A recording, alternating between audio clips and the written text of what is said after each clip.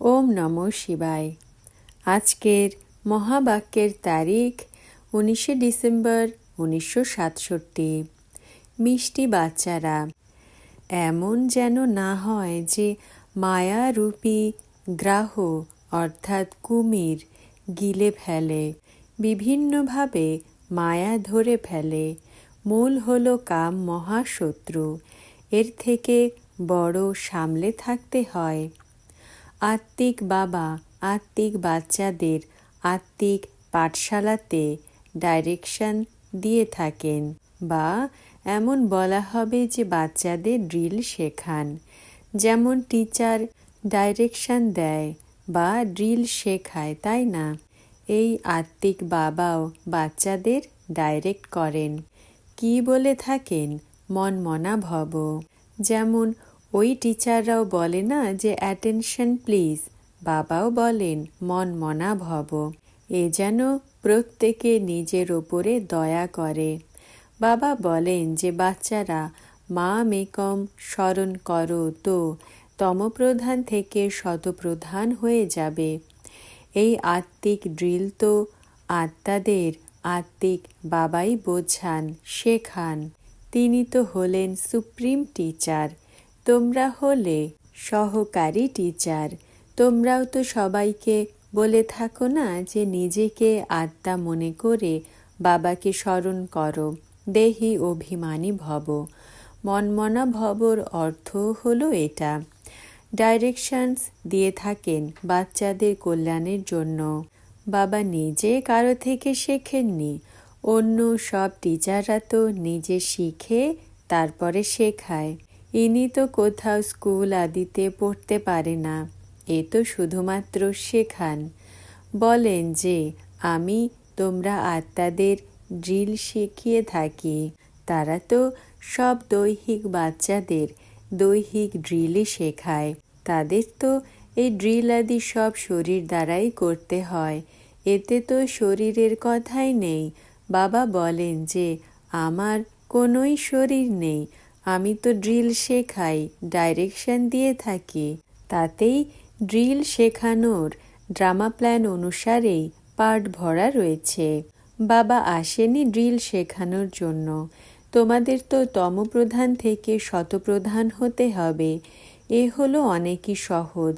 84 চক্র বুদ্ধিতে রয়েছে যে 84 চক্র লাগিয়ে নিচে নেমে থাকি। এখন বাবা বলেন যে তোমাদের ফেরত যেতে হবে। এমন আর কেউই নিজের ফলোয়ার্স বা স্টুডেন্টসদের বলবে না যে আত্মিক বাচ্চারা এখন তোমাদের ঘরে ফেরত যেতে হবে। এ তো আত্মিক বাবা ছাড়া অন্য কেউই বোঝাতে পারবে না। বাচ্চারা বোঝে যে এখন আমাদের ফেরত যেতে হবে নিশ্চয়ই। এই দুনিয়াই এখন হলো তমপ্রধান। আমরা তো শতপ্রধান দুনিয়ার মালিক ছিলাম, এরপর 84 চক্র লাগিয়ে তমপ্রধান দুনিয়ার মালিক হয়েছি। এখানে তো দুঃখই দুঃখ। বাবাকে তো বলেও যে দুঃখ হর্তা সুখকর্তা। তোমরা জানো যে এখন আমাদের সব দুঃখ দূর হচ্ছে। দুঃখ হর্তা সুখকর্তা অর্থাৎ তমপ্রধান থেকে শতপ্রধান বানায় একমাত্র বাবাই। তোমরা বাচ্চারা বোঝো যে আমরা তো অনেকই সুখ দেখেছি। এম অবজেক্ট সামনে দাঁড়িয়ে রয়েছে, সেটা তো হলোই ফুলের বাগিচা। এখন তো আমরা কাঁটা থেকে ফুল তৈরি হচ্ছি। ভক্তির দ্বারা তো আমরা কাঁটাই হয়েছি। তোমরা তো এমন বলবে না যে আমরা কি করে নিশ্চয় করব। যদি সংশয় রয়েছে তাহলে বিনশন্তি। স্কুল থেকে পা যদি বাইরে নাও তাহলে পড়া বন্ধ হয়ে যাবে, পদও বিনশন্তি হয়ে যাবে, অনেক ক্ষতি হয়ে যাবে, প্রজাতেও পদ কম হয়ে যাবে। মূল কথাই হলো শতপ্রধান পূজ্য দেবতা হওয়া। এখন তো তোমরা দেবতা নও, তাই না? তোমরা ব্রাহ্মণ হয়েছ, তাই এইসব বুঝেছ। ব্রাহ্মণই তো এসে বাবার থেকে এই ড্রিল শেখায়। অন্তরে তো খুশি হয়, এই পড়া তো ভালোই লাগে। ভগবানও বাজ, তাই না? যদিও তারা কৃষ্ণের নাম দিয়ে দিয়েছে, কিন্তু সে তো ড্রিল শেখায়নি, বাবা শেখান। কৃষ্ণেরই ওই আত্মা যে ভিন্ন নামরূপ ধারণ করে এখন পতিত হয়েছে, তাকেই ড্রিল শেখান। বাবা নিজে শেখেন না। অন্য সবাই তো কারো না কারো থেকে অবশ্যই শেখে। ইনি তো হলেনই আত্মিক বাবা, যিনি শিখিয়ে থাকেন। তোমাদের তিনি শেখান, তোমরা আবার অন্যদের শেখাও। তোমরা 84 জন্ম নিয়ে পতিত হয়েছ, এখন তো আবারও পাবন হতে হবে। এর জন্যই আত্মিক বাবাকে স্মরণ করো। ভক্তিমার্গে তোমরা গায়ন করে এসেছ যে হে পতিত পাবন। এখনও তোমরা যে কোনো জায়গাতে গিয়ে দেখতে পারো, তাও তো তোমরা হলে রাজ ঋষি, তাই না? যেখানে খুশি ঘোরাফেরা করতে পারো, তোমাদের কোনো বন্ধন নেই। তোমরা বাচ্চাদের তো ইনি হলেন টিচার। বাবা বাচ্চাদের থেকে এই পড়ার পারিশ্রমিক কি করে নেবে? টিচারেরই যদি বাচ্চা হয় তাহলে তো বিনামূল্যে পড়বে না? এখানেও তোমরা সবাই বিনামূল্যেই পড়ে থাকো। এমন মনে করো না যে আমরা দিয়ে থাকি সেটাই তো হলো আমাদের পারিশ্রমিক। তোমরা কিছুই দাও না, এ তো তোমরা রিটার্নে নিয়ে থাকো। মনুষ্য দান পুণ্য করতে থাকে, তো মনে করে যে আমাদের অন্য জন্মে রিটার্নে মিলবে। তো নেওয়ার জন্যই তো দান পুণ্য করে না? তাতে তো অল্পকাল ক্ষণভঙ্গুর সুখ মেলে, যদিও মেলে তো অন্য জন্মে, কিন্তু সেটা তো অবতরণের জন্মে মেলে। সিঁড়ি তো নামতেই থাকে। এখন তো যা কিছু তোমরা করো তা তো হলো উত্তরণের কলাতে যাওয়ার জন্য। কর্মের ফল বলে না, আত্মার কর্মের ফল মেলে। এই লক্ষ্মী নারায়ণেরও তো কর্মের ফলই তো মেলে না। অসীম জগতের বাবার থেকে অসীম জগতের ফল মেলে, সেটা তো মেলেই ইনডাইরেক্ট, ড্রামাতে নিহিত রয়েছে। এও হলো পূর্ব নির্মিত ড্রামা। তোমরা জানো যে আমরা হুবহু এই কল্পের পরেও আবারও এসে এই অসীম জগতের বাবার থেকে বর্ষা নেব। বাবা আমাদের জন্য বসে স্কুল বানান। ওই গভর্নমেন্টের তো হলো দৈহিক স্কুল, যা ভিন্ন ভিন্ন প্রকারে আধা কল্প ধরে পড়েই এসেছ। এখন বাবা তো সমস্ত দুঃখ 21 জন্মের জন্য দূর করার জন্য পড়ান।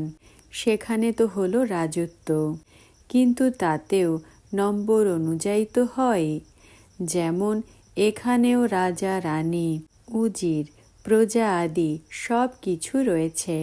এটা তো হলো পুরনো দুনিয়া। নতুন দুনিয়াতে তো অল্প হবে, সেখানে তো সুখ অনেক হবে। সেখানে তোমরা বিশ্বের মালিক হয়ে রাজ্য করো। রাজা মহারাজারা ছিল, তারা কত খুশি হয়, কিন্তু বাবা বলেন যে তাদের তো আবারও নিচেই নামতেই হয়। নিচে তো সবাই নামে, তাই না? দেবতাদেরও ধীরে ধীরে কলা অবতরণই হয়, কিন্তু সেখানে তো রাবণ রাজ্য নেই।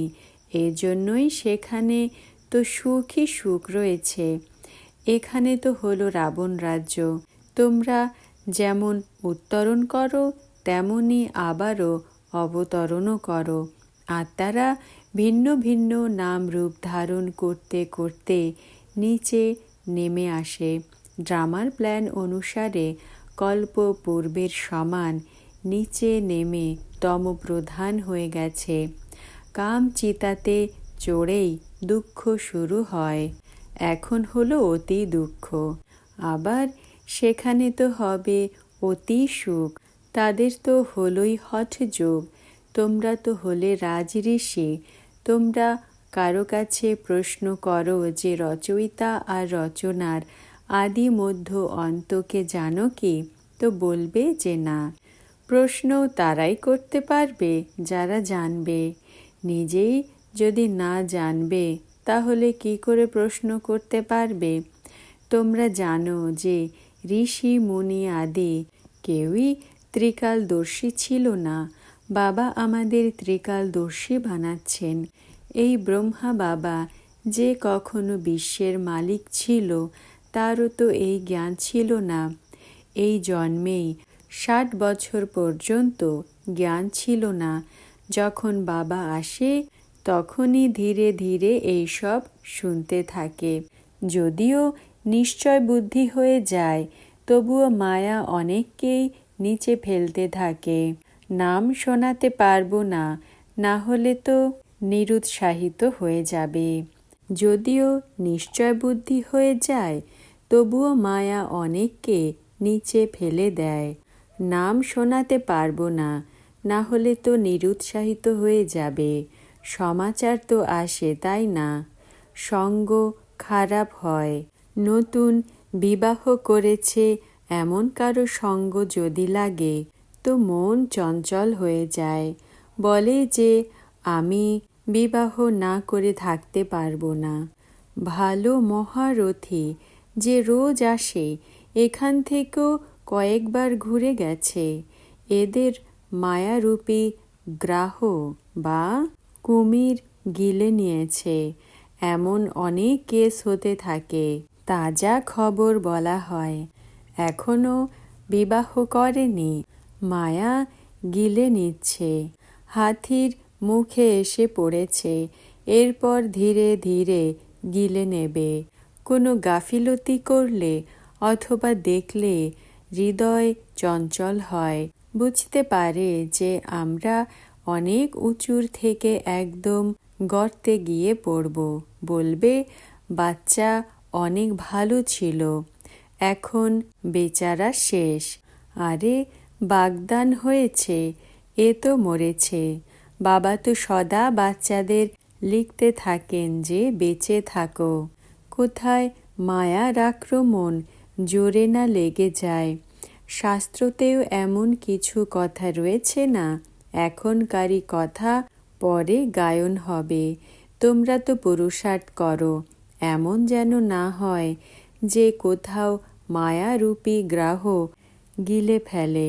বিভিন্নভাবে মায়া ধরে ফেলে। মূল হল কাম মহাশত্রু। এর থেকে বড় সামলে থাকা উচিত। পতিত দুনিয়া থেকে পাবন দুনিয়া কি করে হচ্ছে তোমরা দেখতে থাকো। এ কোনো মন খারাপ করার কথা নয়। শুধুমাত্র নিজেকে আত্মা মনে করে বাবাকে স্মরণ করলে সব দুঃখ দূর হয়ে যায়। বাবাই হলো পতিত পাবন। এ হলো যোগবল। ভারতের প্রাচীন রাজযোগ হলো অনেক প্রসিদ্ধ। তারা মনে করে ক্রাইস্টের 3000 বছর পূর্বে প্যারাডাইস ছিল, তো নিশ্চয়ই অন্য কোনো ধর্ম হবে না। কত সহজ কথা, কিন্তু বোঝে না, শুধুমাত্র বলার জন্য বলে দেয়। এখন তোমরা বোঝো। আবারও সেই রাজ্য স্থাপন করার জন্য বাবা এসেছেন। 5000 বছর পূর্বেও শিব বাবা এসেছিলেন। নিশ্চয়ই এই জ্ঞান দিয়েছিলেন যেমন এখন দিচ্ছেন। বাবা নিজেও বলেন, আমি প্রতিকল্পের সঙ্গম যুগে সাধারণ তনে এসে রাজযোগ শেখাই। তোমরা হলে রাজি ঋষি, প্রথমে ছিলে না। বাবা এসেছেন, তখন থেকে বাবার কাছে রয়েছ। পড়েও থাকো, সার্ভিসও করো। স্থূল সার্ভিস অথবা সূক্ষ্ম সার্ভিস। ভক্তিতে তো ভক্তিই করে, আবার ঘর পরিবারও সামলায়। এখন বাবা বলেন ভক্তি পূর্ণ হয়েছে, জ্ঞান শুরু হয়। আমি আসি জ্ঞানের দ্বারা সদ্গতি দিতে। ভক্তির দ্বারা তো দুর্গতি হয়ে এসেছে। অপোজিশন তো অনেক হবে না? যাদের জ্ঞানই জানা নেই তারা তো অবশ্যই বিগড়ে যাবে। বিঘ্ন অনেক প্রকারের দেবে। তাই তো দ্রৌপদীরও উদাহরণ রয়েছে। তোমরা সব হলে দ্রৌপদী। শাস্ত্রতে তো উল্টো লিখে দিয়েছে যে 5 পতি ছিল। এই শাস্ত্রর দ্বারা আরোই নিচে পড়ে গেছে। মিথ্যা গীতা শুনতে শুনতে নিচে নেমেই এসেছে। এই বাবা বোঝান, যা আবারও পরবর্তীতে লেখা হয়। আহ্বানও বাবাকেই করে যে বাবা এসে পতিত থেকে পাবন বানাও। সত্যযুগ পাবন দুনিয়া ছিল, কিন্তু যখন কেউ রাস্তা বলে দেয় তখন বুদ্ধিতে বসে না। তোমাদের বুদ্ধিতে রয়েছে বাবা আমাদের পাবন বানাচ্ছেন। বাবা বলেন, ড্রামা অনুসারে তোমাদের রাস্তা বলে দিতে এসেছি। টিচার পড়ায় এম অবজেক্ট সামনে দাঁড়িয়ে রয়েছে। এ হলো উঁচুর থেকে উঁচু পড়া। একদম নিজের ঘরে যেতে হবে। ঘরকেই ভুলে গেছো না? আমরা ঘর বলে থাকি, তারা মুক্তিধাম বলে। তোমাদের ঘর হলো অসীম জগতের মুক্তির রাস্তা। বাবা কত সহজ বলে থাকেন। যেমন কল্প পূর্বে বুঝিয়েছিলেন তেমনি বোঝাতে থাকেন। ড্রামা টিকটিক করে চলতে থাকে। সেকেন্ড বাই সেকেন্ড যা অতিক্রম হয়েছে তা আবারও 5000 বছর পরে রিপিট হবে। দিন চলে যায়, এই খেয়াল আর কারো বুদ্ধিতে নেই। সত্যযুগ ত্রেতা অতিক্রান্ত হয়ে গেছে। যা অতিক্রান্ত হয়েছে তা আবার রিপিট হবে। সেটাই অতীত হয়েছে যা কল্প পূর্বেও অতীত হয়েছিল। অল্প দিন বাকি রয়েছে, তারা লক্ষ বছর বলে দেয়। তার তুলনায় তোমরা বলবে যে বাকি কিছু ঘন্টা রয়েছে। এও ড্রামাতে নিহিত রয়েছে। যখন আগুন লেগে যাবে তখন জাগবে, তখন তো টু লেট হয়ে যায়। তো বাবা তো পুরুষার্থ করাতে থাকেন, তৈরি হয়ে বসো। টিচারকে এমন যেন বলতে না হয় যে টু লেট। ফেল যারা হয় তারা অনেক পছতায়, মনে করে আমাদের বছরটা ফালতু চলে গেল। কেউ তো বলে যে না পড়েছ তো কি হয়েছে। তোমরা বাচ্চাদের স্ট্রিক্ট হয়ে থাকা উচিত। আমরা তো বাবার থেকে পুরো বর্ষা নেব। নিজেকে আত্মা মনে করে বাবাকে স্মরণ করতে হবে। এতে কোনো কষ্ট হলে বাবার কাছে প্রশ্ন করতে পারো। এটাই হলো মুখ্য কথা। বাবা আজ থেকে 5000 বছর পূর্বেও বলেছিলেন যে মামেকম স্মরণ করো। পতিত পাবন হলাম আমি, সবার বাবা হলাম আমি। কৃষ্ণ তো সবার বাবা নয়। তোমরা শিবের, কৃষ্ণের পূজারীদের এই জ্ঞান দিতে পারো। আত্মা যদি পূজ্য না হয়ে থাকে তো যতই মাথা খারাপ করো না কেন বুঝবে না। এখন নাস্তিক হয়েছে, হয়তো পরবর্তীতে গিয়ে আস্তিক হয়ে যাবে। মনে করো বিবাহ করে নিচে পড়ে গেছে, আবার এসে জ্ঞান ওঠাবে, কিন্তু বর্ষা অনেক কম হয়ে যাবে, কারণ বুদ্ধিতে অন্যের স্মরণ এসে বসেছে। তা বের করতে বড় মুশকিল হয়। প্রথমে স্ত্রীর চিন্তা, তারপর বাচ্চার চিন্তা। বাচ্চার থেকেও স্ত্রীর চিন্তা বেশি আকর্ষণ করে, কারণ অনেক সময়ের স্মরণ রয়েছে না। বাচ্চা তো পরে হয়, এরপর মিত্র সম্বন্ধী শ্বশুর বাড়ির স্মরণ আসে। প্রথমে স্ত্রী যে অনেক সময় সাথ দিয়েছে। এও হলো এমন। তোমরা বলবে আমরা দেবতাদের সাথে অনেক সময় ছিলাম। এমন তো বলা হবে যে শিব বাবার সাথে অনেক সময় ধরে ভালোবাসা রয়েছে, যিনি 5000 বছর পূর্বেও আমাদের পাবন বানিয়েছিলেন। প্রতিকল্প এসে আমাদের রক্ষা করেন। তাই তো তাকে দুঃখহর্তা সুখকর্তা বলা হয়। তোমাদের বড় লাইন ক্লিয়ার বানাতে হবে। বাবা বলেন, এই দৃষ্টি দিয়ে যা কিছু তোমরা দেখো এ সব তো কবরে চলে যাবে। এখন তোমরা হলে সঙ্গম যুগে। অমর লোক আসতে চলেছে। এখন আমরা পুরুষোত্তম হবার জন্য পুরুষার্থ করছি। এ হলো কল্যাণকারী পুরুষোত্তম সঙ্গম যুগ। দুনিয়াতে দেখতে থাকো যে কি কি হচ্ছে। এখন বাবা এসেছেন তো পুরনো দুনিয়াও শেষ হয়ে যাবে। আগে গিয়ে অনেকের খেয়ালে আসবে নিশ্চয়ই কেউ এসেছে যে দুনিয়াকে চেঞ্জ করছে। এ হলো সেই মহাভারতের লড়াই। তোমরা এখন কত বুঝতার হয়ে গেছো। এ বড়ই মন্থন করার কথা। নিজের নিঃশ্বাস বৃথা হারিও না। মানুষ মনে করে যজ্ঞ তপ আদি করলে আমদানি হয়, নিঃশ্বাসও সফল হয়, কিন্তু ভক্তিমার্গে সফল হয় না। নিঃশ্বাস সফল হয় জ্ঞানের দ্বারা। আচ্ছা, ওম নমঃ শিবায়।